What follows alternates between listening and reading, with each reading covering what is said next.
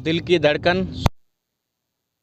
दोस्तों, ज़्यादातर लोगों में देखने को मिलता है कि उनको दिल की आवाज़ जो है वो फील होती है, कई सारे हिस्सों में बहुत ज़्यादा तेज़ी से फील होती है, या स्लो भी हार्ट धड़क रही है तो भी उनको फील होती है।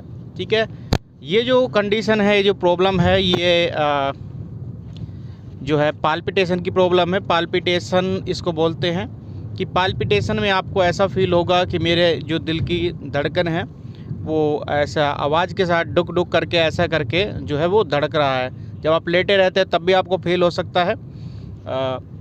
इसका जो कारण होता है दोस्तों, जो होता है, ये सेंसिटिव लोग जो होते हैं उनको ज़्यादा फील होती है, जो हर चीज़ को लेके सेंसिटिव होते हैं। एंड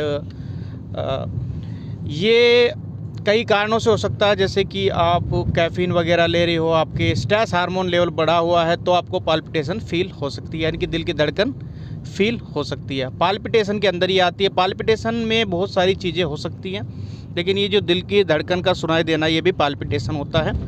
इसको रोकने के लिए आप गहरी सांस से डीप ब्रीथिंग कर सकते हैं, जिम ज्वाइन कर सकते हैं, जिम से ये ठीक हो सकता है, रनिंग से ये ठीक हो सकता है।